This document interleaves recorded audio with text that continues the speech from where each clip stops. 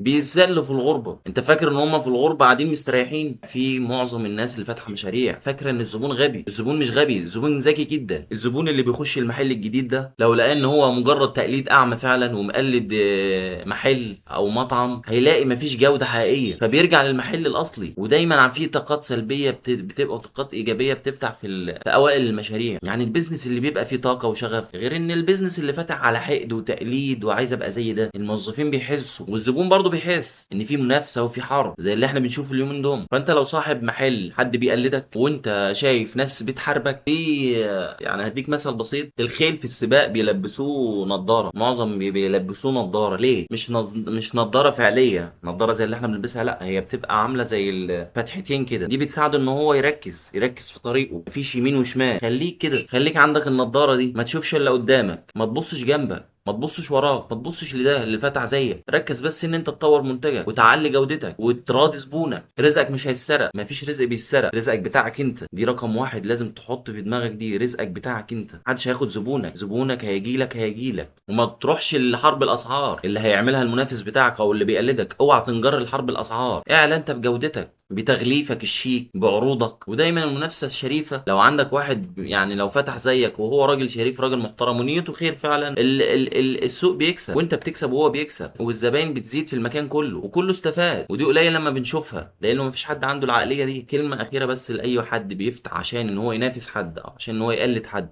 او عشان دي بعيد عن النيات ان هو عايز ان هو بيقول لك انا بكسب، بيقول لك انا بكسب بلقمه حلال. لا، بعيد عن الكلمه دي.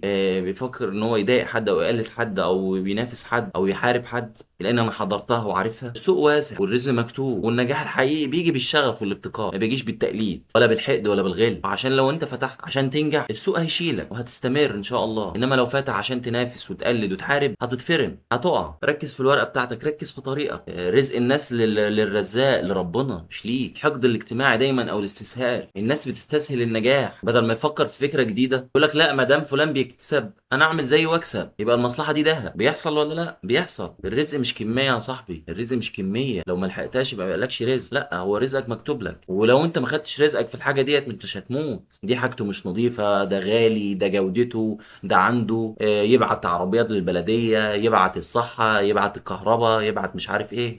ليه هنا وحش؟ مع ان انا على خبرتي انا واللي عشته في اللي حواليا واللي شفته، 70% 80% الحروب اللي بتحصل ما بين اي اتنين معاهم صنعة او اي اتنين منافسين، سوبر ماركت ولا سوبر ماركت ولا مطعم ولا مطعم ولا مصنع ولا مصنع، بيبقى فيها في النص شيطان. ده سمع ان ده قال عليه كلام، وده سمع ان قال ده عليه كلام، وده سمع حاجات وده سمع حاجات. لكن ولا ده قال ولا ده قال. المشكله في الشيطان اللي في النص. في شيطان ده سلم للشيطان وده اللي سلم للشيطان. القلوب مش صافيه، فطبيعي ده يحصل. فطبيعي ان انا اضرب على الصحه واقول لك، فطبيعي ان انا ابلغ عنك، فطبيعي ان انا ما اقعدش في حالي واسيبك في حالك. لازم المكايده ما بيننا وما بين الاخوات اوسخ من كده. ليه تحارب؟ احنا مدعيين الاسلام والدين واحنا لا نفقه شيء. قال الله وقال الرسول ولا نفقه شيء. ظواهر. اصل انا بكسب بالحلال، اصل انا عايز اكسب بالحلال. اي حلال وانت نيتك وحشه، اي حلال وانت بتغدر. اشمعنى الحلال بتاعك ما جاش الا في رزقي؟ اشمعنى الحلال بتاعك ما جاش الا في فكره مشروعي؟ اشمعنى الحلال بتاعك ما جاش الا في اسعاري؟ اشمعنى الحلال بتاعك ما جاش الا لما انا ما عملت فكرتي؟ ما عملتش انت الفكره دي ليه؟ انا تعبت سنين وعملتها، وكله في الاخر بيرجع خلاص، هي ارزاق من عند ربنا وربنا بيبارك في اللي نيته خير. دي حاجه مفروغ منها. ركز في وقتك، ركز في ورقتك، ركز في مكانك، في جودتك، في مصنعك، في مطعمك، في السوبر ماركت بتاعك. ما تمشيش بمبادئ عكس. اصلا انا هاخد من دهوت او هحب دهوت وهدعم دهوت عشان راجل محترم، او عشان انت نيت. وواحد تاني برضه هو محترم ونيته عند ربنا ان هو كويس وهو شخص محترم، بس انت من قلبك من جوه مش صفيله. لا، انا هحاربه. ليه؟ انت مين؟ انت مين؟ انت اتحطيت قاضي على العباد عشان ده تقول لي ان ده كويس وده كويس، ده كويس وده مش كويس، ده حاجته كويسه ودي حاجته مش كويسه؟ مين انت؟ مين انت؟ ما تسيب اللي يشتغل يشتغل بس بشرف، ما تسيب اللي ينجح ينجح بس بشرف. في شباب ما شاء الله بتفتح، ما تسيبها تنجح، ما تسيبها تدور، ما تسيبها تعمل. مش احسن ما تسرق؟ مش احسن ما تنصب؟ مش احسن لما يطلع عينهم في الغربه ويبعدوا عن اهاليهم؟ يفتح مشروع من هنا يعمل احباط للشباب. انت بتحبطهم ليه؟ بتضايق عليهم ليه؟ ان كان من منافسه غير شريفه او تقليد